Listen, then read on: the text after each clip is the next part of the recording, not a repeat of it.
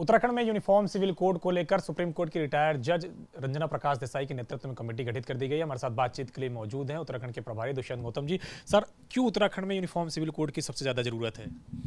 देखिएगा, ये आदरणीय मोदी जी का और देश का सौभाग्य है कि देश को आज़ाद कराने के अंदर जिन जिन महापुरुषों ने एक अच्छा भारत का देखा था, देखने की कल्पना की थी, और उस समय उन्होंने भी इच्छा की थी, कुछ बातें थी जिसमें डॉक्टर अम्बेडकर ने भी कहा कॉमन सिविल कोड होना चाहिए।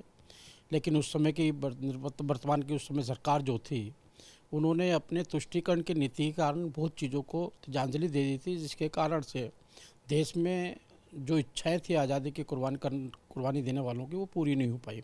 आज हमारी सरकार पुरानी जो चीज़ें हैं जिसको देश ने सोचा था आज़ाद भारत में क्या क्या होना चाहिए, पुनः आज उत्तराखंड सरकार ने कॉमन सिविल कोड लागू की है, जिसके लिए डॉक्टर अम्बेडकर जी ने इस्तीफ़ा दिया था मंत्रालय से, उसको आज देश ने लागू किया और ये पूरे देश में लागू होना चाहिए।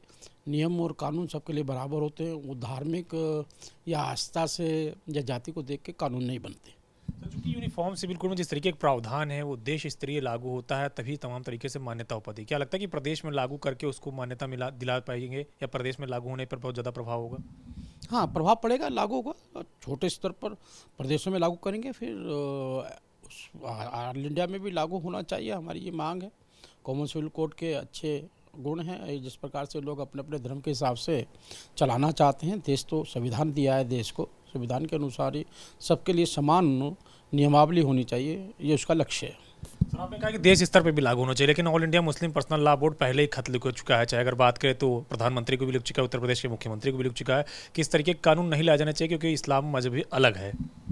ये मजहब पे देश नहीं चलता जी। आपको अपना मजहब चलाएं, हम कब मना करते हैं, अपने चलाएं।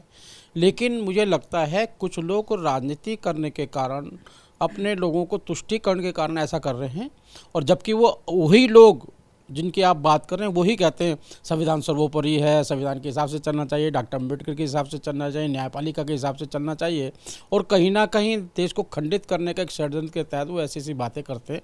मुझे लगता है संविधान सर्वोपरि, संविधान से ही देश चलना चाहिए। सर, अगर एक सवाल की और बात की तो उत्तराखंड में कुछ आईएएस का नाम भू माफियाओं के साथ साठगांठ में आया है, लेकिन कार्यवाही उस तरीके से नहीं देखने को मिली जिस तरीके से दादरी में उनके खिलाफ, उनके परिवारजनों के खिलाफ एफआईआर वगैरह हुई है, लेकिन आईएएस अधिकारियों के खिलाफ उस तरीके से कार्रवाई देखने को नहीं मिली। देखिएगा, ये सरकार जो चल रही है पूरी पारदर्शिता से चल रही है। कोई भी बड़े से बड़ा अफसर हो या छोटे से छोटा हो, कोई भी कानून को अपने हाथ में लेगा या भ्रष्टाचार करेगा, कोई भी नहीं बच सकता, ये मान के चल रहे हैं, और कार्रवाई के दायरे में सारे के सारे आएंगे। उनके खिलाफ भी जांच होगी जिस तरीके से उनके रिश्तेदारों को फायदा मिला है, सबके दायरे में, जिसके भी किसी प्रकार से अनैतिक तरीके से पैसा कमाया है, अपनी इनकम से ज़्यादा उनका पैसा है, वो सब उसी दायरे में आएंगे, उन पर सब पे कार्रवाई होने की।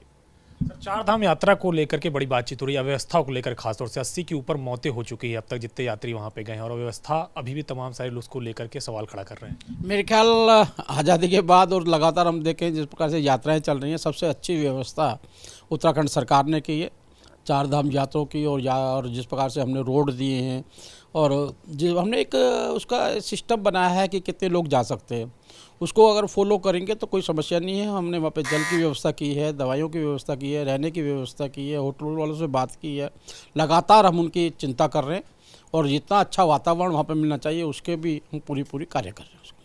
सर, एक आखिरी सवाल है, कल चंपावत उपचुनाव का प्रचार थम जाएगा, कितने आश्वस्त हैं आप लोग जीत के, कितनी मार्जिन लेकर चल रहे हैं? ये अच्छी बात है, आप मार्जिन पूछ रहे हैं तो ये तो मालूम है कि जीत निश्चित है हमारी, और मार्जिन मुझे लग रहा है उत्तराखंड का सारा रिकॉर्ड तोड़ेगा।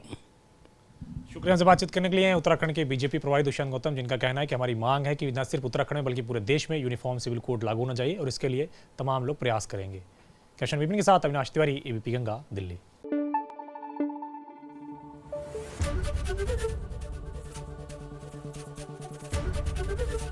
एबीपी गंगा, खबर आपकी, जुबान आपकी।